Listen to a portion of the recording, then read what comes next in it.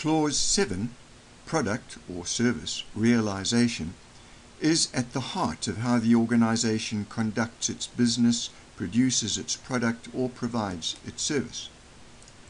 7.1 states the requirement for a process to cover planning for product or service realization. The output is commonly referred to as the quality plan.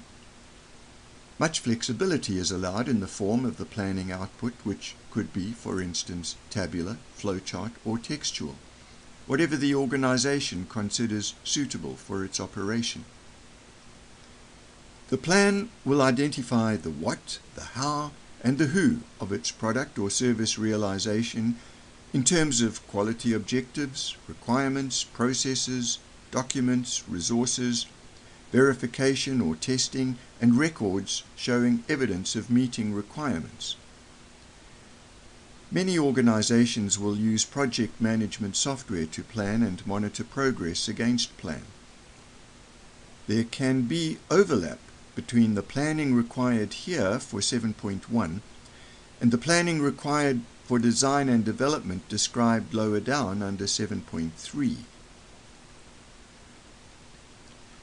Customer-related processes are described under 7.2. How are customer requirements obtained and documented and reviewed, bearing in mind that regulators are advocates on behalf of customers and the public, and they also have requirements? How are any changes introduced, documented, and controlled? What is the process for effective and easy two-way communication with customers regarding product or service information, inquiries, amendments, and customer feedback at key points in design and development? Take time to do a self-assessment. The output from 7.1, Planning of Product Realization, is commonly referred to as a what. Name two broad categories that are described under 7.2 Customer-Related Processes. Pause the presentation here and answer both the assessment questions, then proceed to the next slide to check your answers. Pause and then resume the presentation once you have checked your answers. 7.3 goes to the heart of controlling design and development, while planning required in 7.1, which we just talked about on the previous slide, covers the whole range of activities for product or service realization, including production and manufacture. Planning required under 7.3 is specific to a unique design instance of a specific product, project, or contract. Planning under 7.3 does not need to repeat processes covered under 7.1, but only document what processes will cover design and development related activities prior to manufacturing and production, such as appropriate review, verification, and validation activities for each stage of design and development. This is a good point at which to apply some form of risk assessment and management where appropriate, such as failure modes and effects analysis, shortened to FMEA or FMEA. The design and development process needs to cover how to take customer and other requirements identified under 7.2 for input to design and development and transform these into output that can be identified and verified as conforming to those requirements and specifications. In addition, the process needs to be reviewed at various planned phases or stages of development to identify problems in meeting requirements and take appropriate corrective actions. The plan also requires validation to demonstrate that the resulting product will satisfy the requirements for user application and intended use. Good control over documentation and record keeping is essential for all design and development activities such as planning, inputs and outputs, and verification and validation. It is also important to demonstrate control over design and development changes, which happen more often than not. Time for another self-assessment. Identify the incorrect element in planning under 7.3 Design and Development. Requirements review, verification, validation, product inspection. Why is that not in scope? What activity helps to identify problems in meeting requirements and taking appropriate corrective actions? Pause the presentation here, answer all the assessment questions, then proceed to the next slide to check your answers. Pause and then resume the presentation once you have checked your answers. The purchasing process required by 7.4 of the standard ensures suppliers are evaluated and selected based on their ability to provide products and services that meet requirements. This requires the gathering and recording of very specific purchasing information and verification and inspection of purchased product. This verification or inspection may occur upon delivery at the receiving station or at the supplier's premises. The production process as required by 7.5 covers the manufacture of product and subsequent provision of service. This requires that production be carried out under controlled conditions according to a production plan, including, for instance, the use of equipment predetermined as suitable and reliable and subject to monitoring or measurement if applicable. There shall also be planned appropriate activities governing product release and delivery and post-delivery service. Sometimes it is not possible to adequately or reliably verify production output by, say, monitoring or measurement without destroying the product. In such cases, the production process needs to be validated for its ability to achieve planned results prior to commencement of production. There may also be a need for periodic revalidation. 7.5 requires the proper care of customer property while under the control of the organization.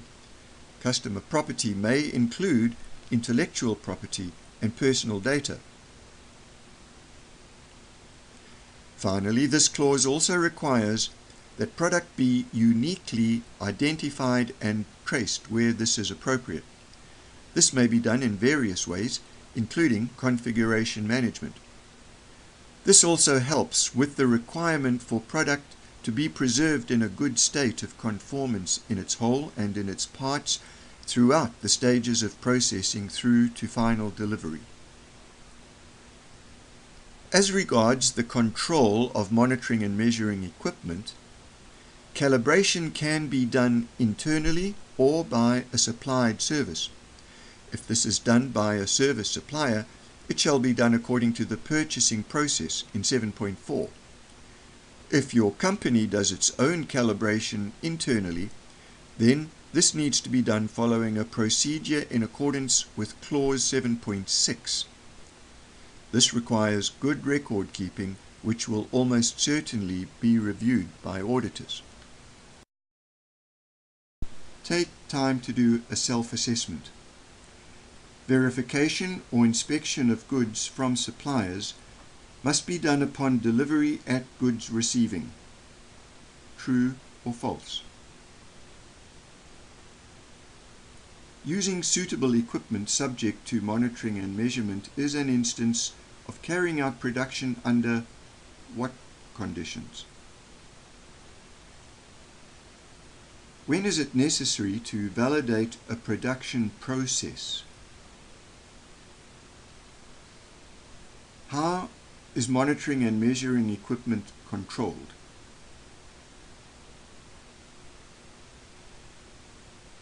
Pause the presentation here and answer all the assessment questions, then proceed to the next slide to check your answers.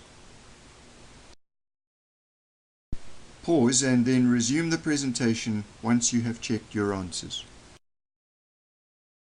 The last of the main clauses is 8, Measurement, Analysis and Improvement. 8.1 explains the purpose of this clause: to demonstrate acceptability of product, determine that the QMS has been documented and implemented in conformity to the standard, and to continually improve the efficiency and effectiveness of the QMS. 8.2 tells us what has to be monitored and measured at a minimum. Firstly, customer satisfaction. The standard requires that the methods for doing this need to be determined. Then there have to be internal audits conducted at planned intervals to confirm whether the QMS conforms to the standard in its documentation and implementation. Thirdly, the processes making up the quality management system have to be monitored and, if possible, measured to check whether they are in fact effective in achieving what they were set up to do. Finally, the product itself shall be monitored and measured to verify that it conforms to all requirements. Records must be maintained for all monitoring and measurement done under 8.2. Take time to do the self-assessment. The purpose of measurement and analysis is threefold. Can you name all three? The standard requires which methods to be used to monitor or measure customer perception?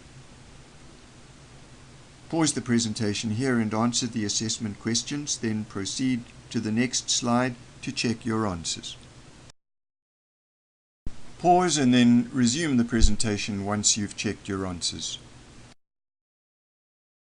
According to clause 8.3, a documented procedure must be established for controlling and dealing with non-conforming product.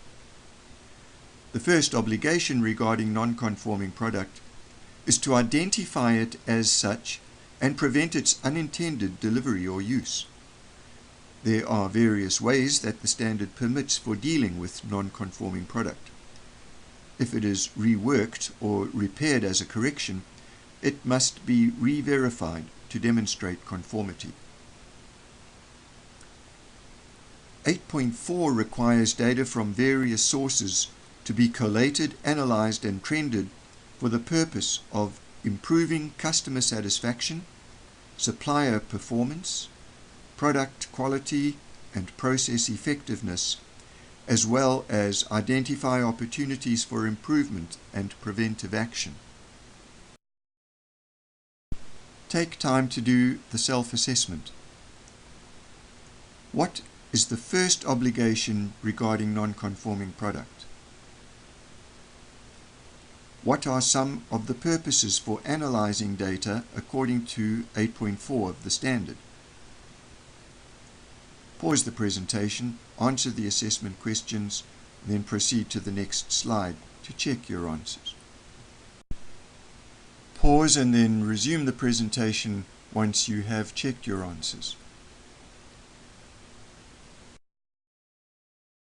8.5 makes clear that continual improvement of the effectiveness of the QMS is not an option but a requirement.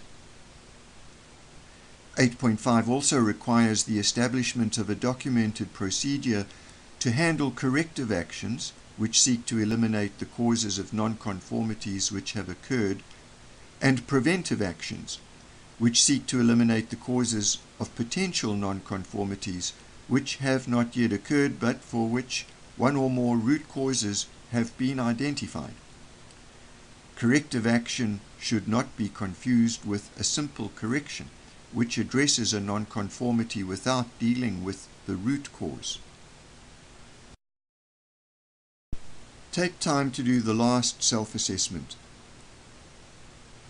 Provide a definition or description for each of the following: correction, corrective action, preventive action. Pause the presentation and answer the assessment questions before proceeding to the next slide to check your answers. Pause and then resume the presentation once you have checked your answers. This concludes the course on Essentials of ISO 9001-2008.